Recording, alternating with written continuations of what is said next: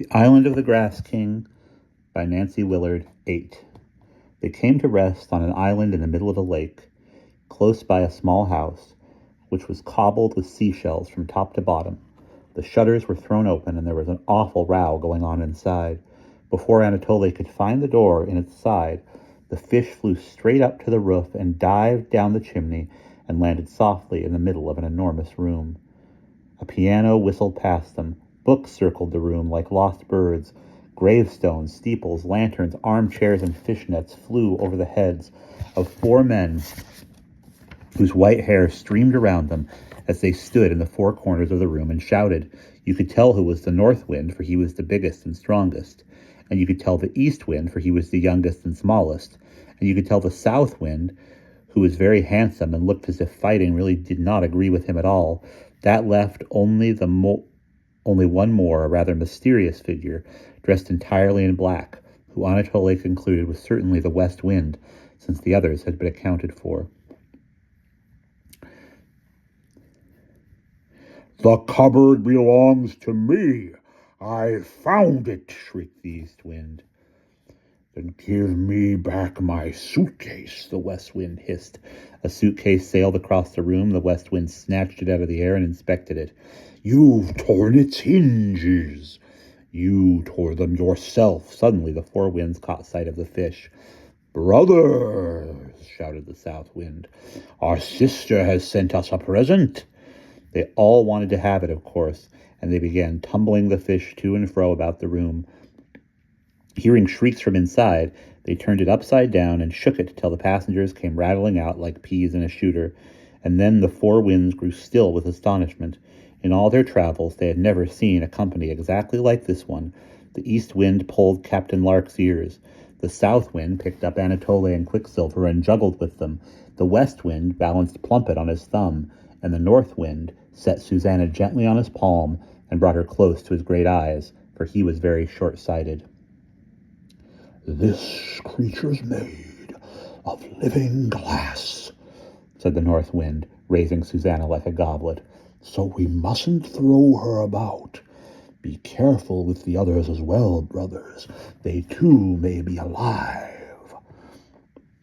At once the south wind set Anatole and Quicksilver on the floor, and the east wind stood Captain Lark beside Anatole, and the west wind arranged Plumpet between them, as if he were setting up pieces for a game of chess. "You should have told us you were alive," scolded the north wind, and he shook a finger at Susanna, who was huddled in the palm of his hand. "Those who ride our breath seldom arrive with any of their own. I can see that our sister sent you. Why?"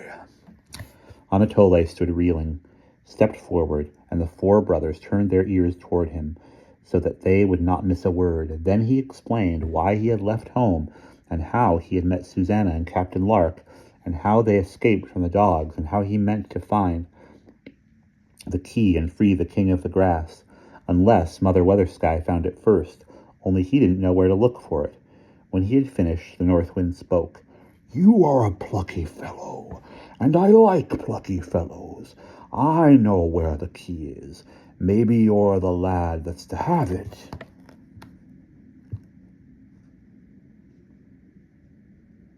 "Or maybe you're the lad that's to have had it." Anatole did not know what to say to this, but the north wind did not wait for an answer. "Not even my brothers know where the key is, and all sorts of folks come to me asking for it. They've heard of a golden castle, you know, and they want to get rich. Do you want to get rich?" "I want my grandmother to get well." "Well, you're the right one," said the north wind. The golden castle was nothing, but the magician's illusions. However, I never give anything away, not even to heroes. It's bad for business. What have you got to trade?" "What do you want?" asked Anatole. "Look around. What do I need?" Anatole looked around. So did Plumpet and Captain Lark and Susanna, and even Quicksilver turned slowly around, so that the wealth of the winds reflected in his bright side. It seemed to Anatole that the winds needed nothing, except perhaps a housekeeper to tidy their belongings. "You have everything," said Susanna. "Never mind that. What can you offer me?" asked the north wind. Susanna's whistle began to glow, and Anatole hastily stepped in front of her for fear the north wind would ask for it. Then he put his hand into his left pocket, hoping to find his harmonica, but to his great disappointment he found nothing but a yellow card. The north wind drew forward eagerly. "What's that?" That's my YMCA card." "What does the writing on it say?" demanded the north wind. "It says I belong to the YMCA." "And what is the YMCA?" "It's the place where I go swimming with my friends on Saturday mornings." "And of what use is this card?" "I show it to the lady at the door and she lets me in." "Glory and onions!" shouted the north wind. "All my life I've wanted people to let me in. They lock their doors, they button up, they won't listen. Did you say she'll have to let me in?" Anatole read the card once more. It said nothing about not admitting the wind. "If you show this card, she'll let you in." "It's a trade!" The north wind blew the card into the air, caught it between his teeth, rolled it up, and tucked it into his ear, which looked as if it were smoking. "And now I'll tell you all I know about the key. It's hidden in Mother Weatherwax's sky garden, and I can take you there, but you must wait till I load my pack and put on my skis." The north wind and the east wind were riding the fish around, or the south wind and the east wind were riding the fish around the room, while the west wind ran after them, clamoring for his turn and shouting that the fish was growing fainter and fainter and would soon disappear. But the north wind fetched a large leather bag from a hook on the wall and strode around, stuffing various articles into it, including the west wind's suitcase. He never liked to keep things long anyway. It was the getting and getting rid of them that pleased him most. Next, the north wind put on his cape and took down his skis from their racks over the door and strapped them on his feet. "Time to go," he said. "Jump on my pack." "We'll be blown away," protested Susanna. "Hold fast to my hair, then," said the north wind. "I shall not feel it." Anatole climbed up, holding Quicksilver. Then Susanna got behind him with Plumpet in her arms, and last of all was Captain Lark, because he was the tallest, and his arms reached around everyone else and kept them in place like the sides of a ship. The north wind opened the door, took a deep breath, and pushed off. What a fine figure he made, skiing down the currents of air and shouting to himself. "Look down," he called over his shoulder. "Once upon a time those trees were towers and cloud-capped palaces. On still days when I'm not around, you can hear bells ringing in the ground." "Bells ringing in the ground," repeated Anatole. "The magician couldn't change them, so he buried them. Below us is Mother Weathersky's garden. Jump off now." But his passengers clung to his hair like burrs. "Jump off, or I'll shake you off."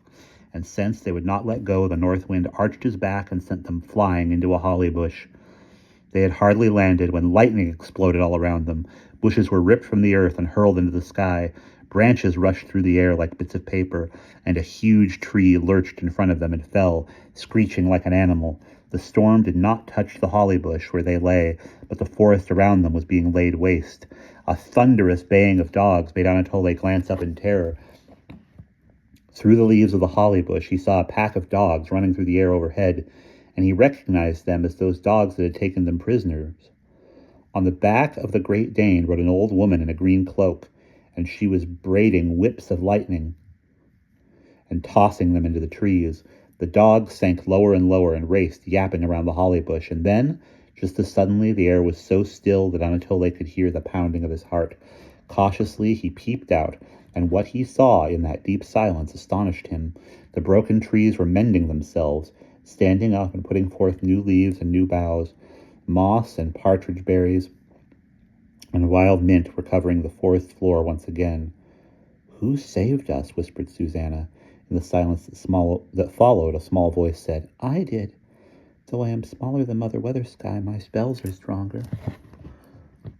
"Who are you? Where are you?" cried Anatole, glancing around and seeing nobody. "Look down," murmured a voice. "I'm resting on your shoe. Just a moment, I'm changing. Now you'll see me." Across his left sneaker, a tenuous shape appeared, a small green flame that grew brighter and brighter, but gave off neither heat nor smoke. Anatole stopped and put out his hand, and a chameleon glided over his wrist and arranged itself on his palm. It's always hard for me to make myself different from what keeps me. Can you see me now?" "Oh, yes," everyone exclaimed. They could not take their eyes off the tiny lizard. It had silver claws and iridescent skin, and when Anatole lifted it for the others to examine, it turned its head this way and that, and blinked its ruby eyes at them, and darted its tiny blue tongue, fiery and forked like a bolt of lightning. "How lovely you are!" exclaimed Susanna. "But how do you know Mother Weathersky?" "I can't tell you that," answered the chameleon. "I can only show you the road to her house." "If your spells are stronger than hers, won't you make us good and wise and strong?" pleaded Anatole. He was certain the chameleon could make them invincible if it wanted to. "What gifts can I give you that you haven't already got?" asked the chameleon softly. "Haven't you escaped the dogs and traveled on the wind? Haven't you survived Mother Weathersky's storms and darknesses?" This was true, but just then it did not seem enough. "To reach Mother Weathersky's house," continued the chameleon, "you must stop at her sister's." We've already met her sister," said Plumpet. "You met her older sister. You haven't met her younger sister. The door to her house lies in the stream. You must go back the way you came." Anatole set the chameleon down, feeling solid ground under his feet. It slipped away into the darkness, but its skin gave off a trail of sparks, which flared up for an instant, long enough to light the path, and then died away and flared up again farther on. The travelers followed till the earth grew soft underfoot, and the rushing and tumbling of water sounded close by. "Stop!" cautioned the chameleon. "I don't want you to fall into the stream." "What must we do now?" "What must we do now?" asked Plumpet, who disliked getting wet paws under any circumstances. She always caught cold afterward. "You must wait for the full moon," answered the chameleon. "Heavens!" exclaimed Captain Lark. "We may be stranded here for a month." Nevertheless, he sat down between Anatole and Susanna on the banks of the stream. Susanna was nearly invisible, like a window in a dark house, and Quicksilver was all darkness, but the others could hear him stamping happily in the mud. Plumpet alone waited with grace and goodwill. Years of waiting at mouse holes had given her great patience. Suddenly, Susanna glowed with a lacy radiance.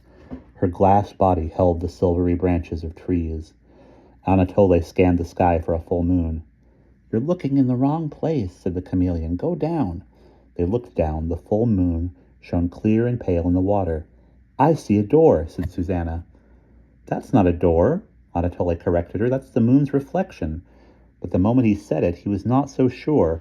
Behind the gauzy circle on the water, he saw a long stairway that led down into the stream, and he was quick to point it out to the others. "I suppose I must take the plunge," said Plumpet with a sigh. "I can't swim a stroke," said Captain Lark. "That's odd for a pirate," observed Anatole. "It is, isn't it? But it's so." "I'm afraid I shall simply sink," said Susanna. "Can none of us swim?" asked Captain Lark. "We need someone who can save us. Anatole, can you save us?" "I can swim," said Anatole, "but I can't save anyone. I'm still in the beginner's class." "You can swim," said the cat. "I vote Anatole go first." "And I'll go next," volunteered Susanna, "and I shall hold your paw, Captain Lark, if you'd like me to." The cat, the rabbit, the glass girl, and the coffee pot lined up on the bank. Anatole took a deep breath and held his nose and jumped. He had not yet learned how to dive into the white circle. And that's the end of chapter 8.